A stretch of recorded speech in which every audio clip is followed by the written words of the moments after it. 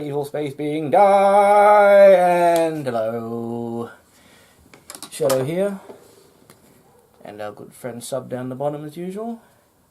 So, new game's just come out called Starlink Battle for Atlas, and as some of you may know, it is one of these new toy collect games. I've been thinking about it since it's been announced, and we had a huge glut of these not so long ago. All the Spyro toys, a few other figures, Amiibo by Nintendo, which is still kind of coming out. But is the market ready for a new collectible toy game? It's always hard to tell. It's just before Christmas, always a big glut. It's Ubisoft. They've got a good marketing department. They make pretty good games. Nintendo have done the good thing of making a Star Fox exclusive for the Switch, so people are more likely to go for that, especially in the days when people own multiple consoles. But is it worth it? Starter pack in Australia is $120 at most retailers. The extra ships are roughly $50, $13 to $14 or $15 in fact for the extra pilot packs, and about the same for the extra weapon packs. All in all, in Australia, if you're going to get the entire collection, it's going to cost you over $500. The alternative, luckily, is, thanks to Ubisoft actually being a bit more considerate about it this time, is you can buy everything digitally. No need for the toy. In the game, that runs you about $150 across all the platforms, which are Xbone, PS4, and the aforementioned Switch. That brings a bit more value. So it means that you can also buy pilots and planes and crafts and weapons individually, and they can run up to $10, I think. And they stay in the game permanently but do take up a lot of space. But you can switch them out on the fly. But, again, the question comes, is it worth it? More so that these are designed to be sitting on your controller in a slightly awkward position. Is the game good enough? Is the market ready for it? Is it aimed at kids, teenagers? Basic reviews so far are, it's an okay game. It's repetitive. It's a Ubisoft sandbox. I'm not here really to discuss the game. I'm just giving a quick first look at the product, box opening, and how it handles when you play. But it really got into my head for some reason. Like, there's no reason why it should. They're just toys. I am a collector by nature. Most nerds are. And if you're a geek, collection and collecting, it can become an obsession. Will this tickle that collector in the geek community, in the gamer geek community especially? Does it have enough appeal for people who aren't gamers, who are just collectors, who just like good solid models, to go out and buy? Is there a secondary market for this kind of thing? Will you be finding these on eBay? People selling the exclusive ones off or trying to buy more exclusive ones? Will the product continue? Will next year we see an expansion pack with more fighters, more characters, more missions in the game, rather than doing a sequel to have inbuilt DLC? That becomes a whole new issue of when does it stop? How much are you going to spend to collect it? Will they end up sticking to a purely digital platform rather than keep producing models that aren't selling? Like, I could have waited. Like, these have only just come out. I could have waited till they were on sale at Christmas if they haven't sold very well, which is a bit unlikely given the quality. But that's the eternal question, being a geek. Is it worth it to spend your money, however earned, to buy something that is just going to sit there most of the time? An oddity, an oddment, an ornament. we shall see. So, coming up, we're going to be doing a box opening and a test run of the game. Hope you stick with us.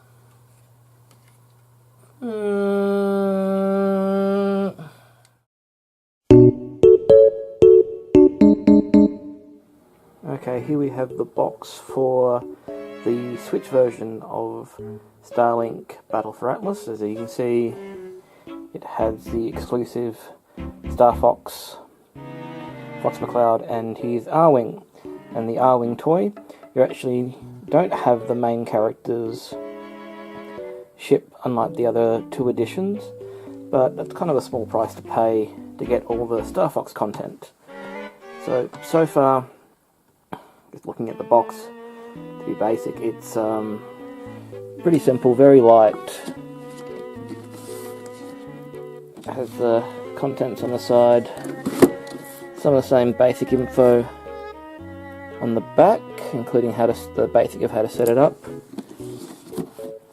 Some more of the information. So you got Mason Renner, Fox, the R-Wing, flamethrower weapon, and the Frost Barrage weapon, which are both exclusive to this pack. Top, so a little slipcase for it, and simple pop tops.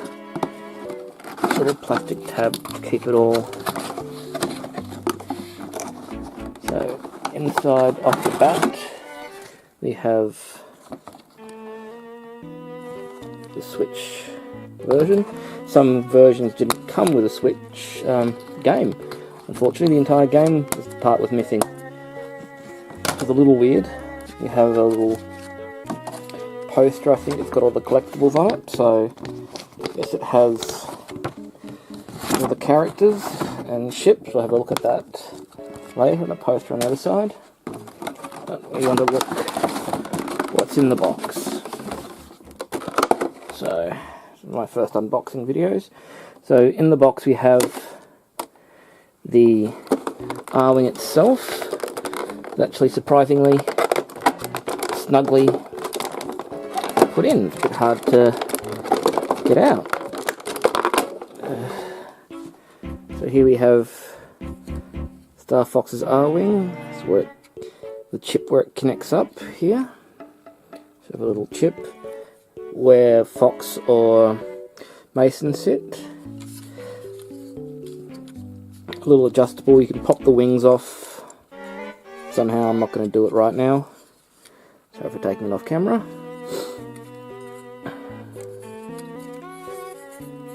So, those who don't know, with Atlas, you have little things that you pop on here, like extensions for wings, more weapons on your fighter, and that translates to having more stuff in the game.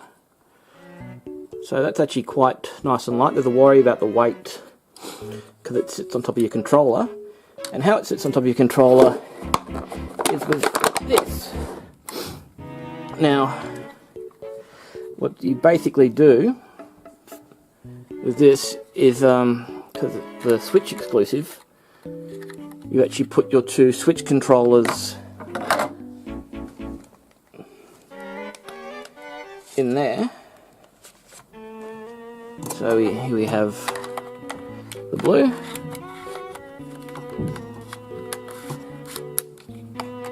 and the other one. So it becomes a mock controller you can use. So unfortunately, unlike the other games, it just snaps around your controller. Here you need to actually take your bits out to keep it on. So as you can see with the little bit there, that just snaps into there, but before, and that has the plane in mid-game. You can just take it off, change over to another one. But to make it work properly, you need these pieces. Struggling a bit to get them out again. I drop my controller, put that aside. So you have these little figures, which are not unlike an amiibo, but I'll compare them with an amiibo a bit later. They also have a little chip that has all the data on it for the character's content, being a Nintendo exclusive. It's Star Fox, so the detail on the figure is okay. Like the eye's a bit raw. When you get stuff on the belt, the paint isn't all that great. But like overall, it doesn't look all that bad. So that's Fox McCloud. And you have, confirm his name again, Mason Rana.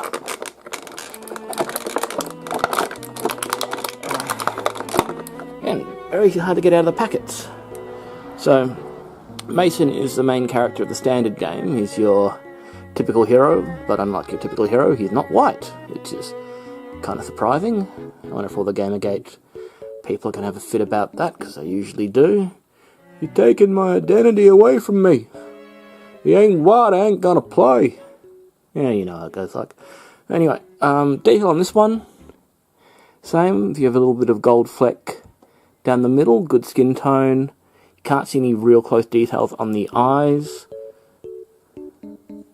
But on the rest of the uniform, isn't all that bad, to be honest. So, and each pack comes with 2 weapons, normally element related, and you can change these around. That one's a bit stuck. So, here we have the flamethrower. As you can see, it's a flamethrower and an ice missile weapon. So what you do with these, put that down there, you have these little ports here, which actually have little card readers in them. You have that slides in and just clicks in. So in game, that will now register as being on the ship as bonus weapons. And from what I've seen with some reviewers talk about, if you accidentally put something on backwards, it will appear in-game backwards, so we'll test that out when we get to it. But that's the models and the box opening. So we'll have a test out to see how it feels playing, and we'll compare them with the amiibo figures as well, just in terms of quality and size. It's more comparative to the Skylanders series. So this isn't great construct, hollow plastic to make it lighter, some bolt lines, pretty bad seam lines here. That's, I get that with a model, sorry. If that was a model like a Gundam, that'd be utterly shameful. Tip is a softer plastic. These are a little better. The seam lines on top. If you're hardcore into it, you could mod it a little. You can do with what you do with Gundam models, which is you make these lines stand out a bit more with a marker pen, especially designed for modelling. But overall, it doesn't look all that bad. I've got the Cerberus, which is the EB Games GameStop exclusive model, and we'll have a look at that in a moment. Here we have the Cerberus out of the packet. So this is a far more militaristic, different style than the R-Wing. A little bit different detail. The seaming works different, like underside, you're not meant to see the underside, but you can see it's hollow bolt points. Bit odd because this is where the weapons go. So not having it, again, quite bad seaming on the underside. You should be looking at the back of the plane, got some bad seams here. And I think that can be connected more. So a little bit of putty and paint can fix that if you're a modeler. Up top the details a bit better. So you have the sea in cockpit, details the detachable wings, like the R-wing. So here, if we wanted, we take the wings off here.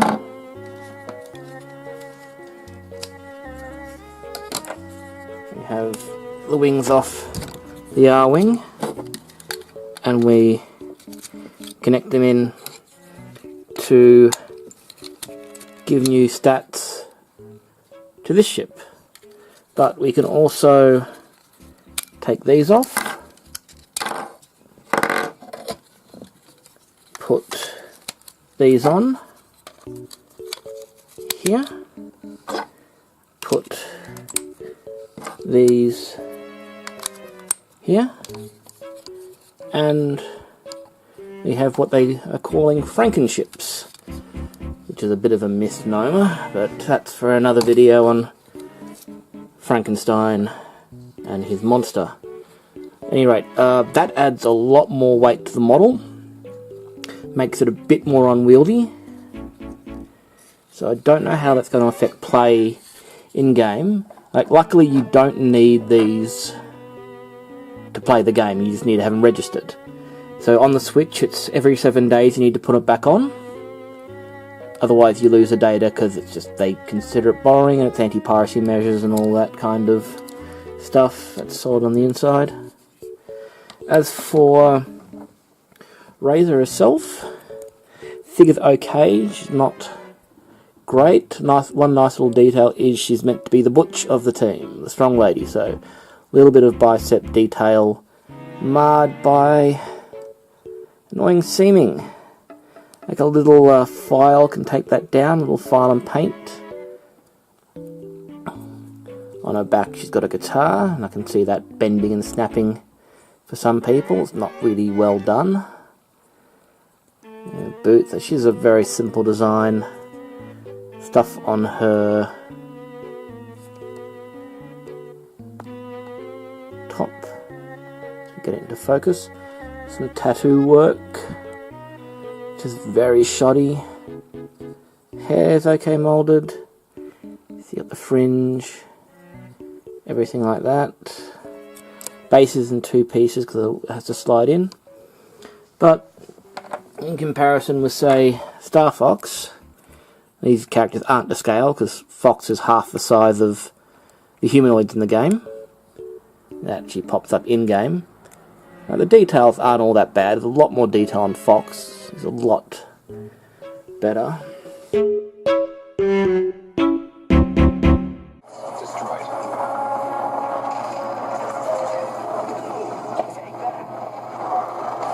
So this is a twin stick style piloting.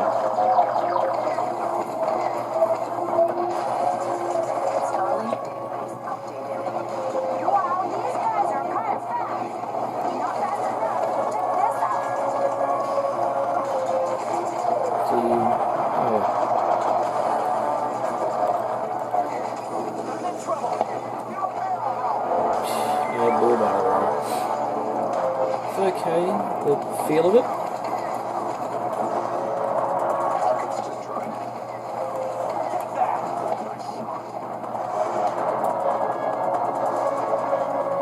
Like, not too heavy, it's not too light.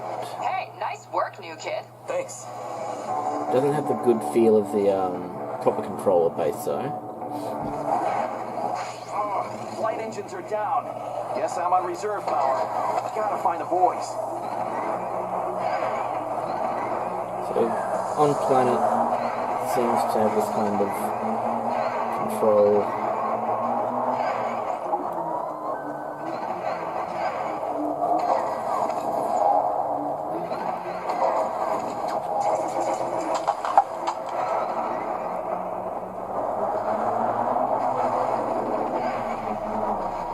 So, yeah, kind of twin stick shooter feel. Again, You want it dead. Enemy analysis complete. Recommend short-range weaponry.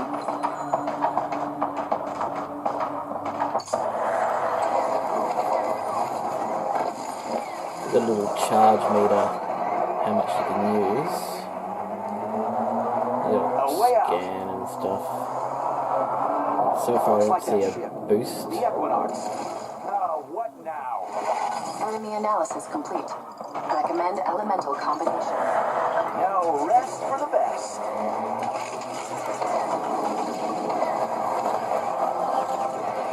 So you just strafe.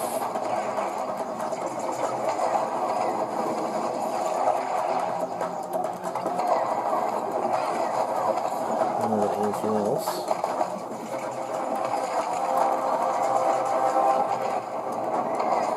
Try and do elemental combos. You asked for it. So overall with this one, it's a nice bit of weight, not too light, not too heavy. Being able to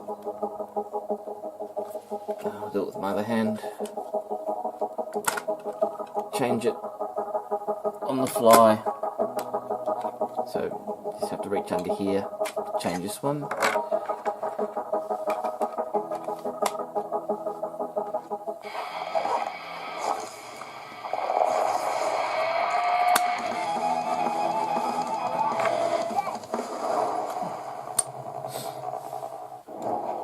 Yeah, it's pretty easy.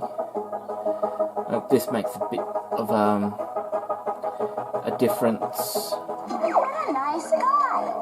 Atlas might be kind of dangerous, Because but there's some good yeah. eggs here. Yeah. Hey, so what brings you guys to Atlas anyway? We're looking. So, bit different weight distribution, but it's going to be fine. So, let's just go to our roundup.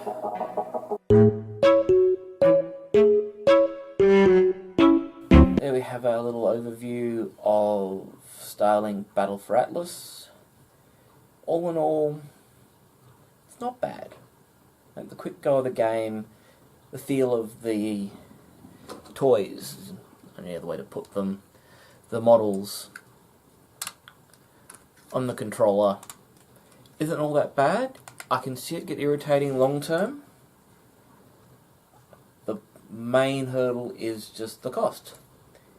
Having these at $50 Australian generally, having the digital versions of the ships at $25, I got the price wrong before. It's a huge hurdle. Unless you're the most dedicated collector geek, or the game really fires off later without being repetitive, without being the ubiquitous Ubisoft sandbox, this game may make some waves in the collector scene, may become popular, or, to be honest, it's probably going to fizzle. If it fizzles and you like it, you're better off just waiting for the parts to become cheaper if they go on sale. Check all your second-hand stores, trades. I don't know what EB and GameStop, if you're in America, outside of Australia, will do for trades on these. If it's interesting to you, go for it. It's not that bad. The twin-stick controls have that kind of nice old-school feel to them. It's nothing too bad. It's the weight of the controller, the weight of kind of mimics how you'd feel flying. It takes a little bit to get used to the twin sticks, but yeah, since there's not many twin stick shooters out there like there used to be, it's just one of those things. The ability to switch over, change your style up at any given point between two different units, it's interesting. Gets a bit fiddly, to be honest. Having a digital way to do it is a little better, and I'm glad you do have that access. The weakest part, to be honest, is this. Like, in comparison, like this is designed to sit flat, so here, compared to the roundness of the traditional controller, it just isn't as comfortable. Your thumbs can't grip in. Like, it's perfect for a child, but the problem is, if you're a child, you can't lift it up as much. Unless kids are becoming freaks these days, which I doubt. But for short-term bouts, this is fine. I'd honestly rather it be a strap for the Pro Controller. Pro Controller is honestly the way to go for a Switch, as a side note. But in the end, if the game's for you, all depends on your willingness to pay for it, to invest in these so-called toys, as everyone's been calling them. If you have ways to display them outside of the game, be fine. Like if they bring out stands or the like, or little cases, yeah, I'd be up for that. Outside of that, yeah, they're just going to sit around collecting dust, like a lot of stuff that we geeks tend to get. What are we going to do? If you love it, you love it. If you don't, you'll find something else to buy. There's no loss if you don't get into it, and you're only losing your income if you do. So, we're going to sign off for now. You all have a good one.